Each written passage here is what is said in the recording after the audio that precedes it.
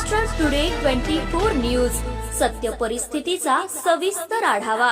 सत्ता कोणाच्या हाती, विजयाची पताका कोण फडकवणार, जनता कोणाच्या गळ्यात टाकणार विजयाची माळ, जनतेचं मत कोणाला, संपूर्ण महाराष्ट्रातील महानगरपालिकेतील संपूर्ण आढावा आपणासमोर पहा फक्त महाराष्ट्र टुडे मराठीवर। परभणी जिल्हा परिषद व पंचायत समिती सार्वत्रिक निवडणूक 2026 निवडणुकीसाठी जिल्हा प्रशासन, जिल्हा परिषद, पोलीस यंत्रणा सज्ज, जिल्हाधिकारी संजय सिंह चौहान।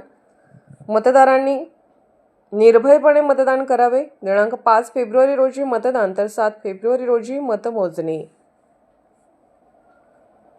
माननीय राज्य निवडणूक आयोगाने दिनांक 13 जानेवारी रोजी जिल्हा परिषद व पंचायत समितीच्या सार्वत्रिक निवडणुकीचा कार्यक्रम जाहीर केला आहे। त्या अनुषंगाने आदर्श आचारसंहिता लागू करण्यात आली आहे। परभणी जिल्ह्यात 54 तर पंचायत समितीच्या 108 जागांसाठी ही निवडणूक होणार आहे। निवडणुकीसाठी प्रशासन, जिल्हा परिषद व पोलीस यंत्रणा सज्ज झाली असून मतदारांनी निर्भयपणे दिनांक 5 फेब्रुवारी 2026 रोजी आपला मतदानाचा हक्क बजवावा असे आवाहन जिल्हाधिकारी संजय सिंह चौहान यांनी केले। जिल्हाधिकारी कार्यालयात आयोजित पत्रकार परिषदेत जिल्हाधिकारी बोलत होते। यावेळी निवासी उपजिल्हाधिकारी अनुराधा ढालकरी, उपजिल्हा निवडणूक अधिकारी अनिता भालेराव, तहसीलदार रामदास कोलगणे आदींसह पत्रकार उपस्थित होते। जिल्हाधिकारी म्हणाले की जिल्हा परिषद व पंचायत समिती सार्वत्रिक निवडणूक यशस्वीपणे पार पाडण्यासाठी विविध समित्या अंतर्गत नोडल अधिकाऱ्यांची नियुक्ती करण्यात आली आहे।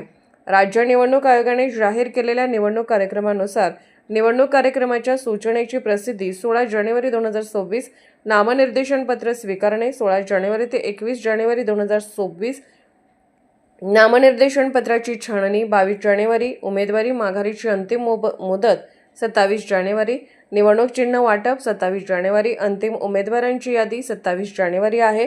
मतदानाचा दिनांक 5 फेब्रुवारी 2026 तर मतमोजणी 7 फेब्रुवारी 2026 रोजी होणार आहे। 1 जुलै 2025 हा मतदार यादी ग्राह्य धरण्याचा दिनांक आहे। जिल्ह्यात एकूण ग्रामपंचायती 705 असून गटांची संख्या 54 तर गणांची संख्या 108 आहे। मतदान केंद्रांची संख्या 1278 आहे। एकूण मतदारांची संख्या 10,42,957 आहे। यामध्ये पुरुष मतदार 5,39,998, स्त्री मतदार 5,02,954 तर तृतीय पंथीय मतदारांची संख्या 5 आहे।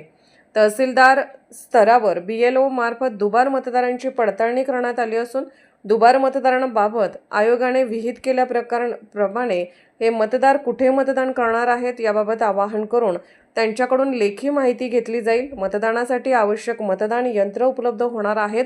निवडणूक काळात कायदा व सुव्यवस्था अबाधित ठेवण्यासाठी प्रतिबंधात्मक कार्यवाही करण्यात आली आहे। मतदान केंद्रावर मतदारांसाठी आवश्यक सुविधा उपलब्ध केल्या जातील। दिव्यांग व ज्येष्ठ मतदारांना सुलभतेने मतदान करता यावे यासाठी रॅम्पची व्यवस्था असेल। स्वीप कार्यक्रमाअंतर्गत मतदानासाठी मोठ्या प्रमाणात जनजागृती केली जाईल। मतदारांनी आपला मतदानाचा अमूल्य हक्क अवश्य बजवावा असे आवाहन जिल्हाधिकारी यांनी केले। उमेदवारांसाठी खर्च मर्यादा, जिल्हा परिषदा व पंचायत समित्यांच्या निवडणुकांसाठी उमेदवारांना खर्च मर्यादा पुढील प्रमाणे असेल। 50 ते 60 निवडणूक विभाग गट असलेल्या जिल्हा परिषदेसाठी 6 लाख आणि त्या अंतर्गतच्या पंचायत समित्यांसाठी गण 4,50,000 रुपये खर्च मर्यादा आहे। महाराष्ट्र टुडे मराठीसाठी ब्युरो रिपोर्ट, मेहबूब शेख, परभणी।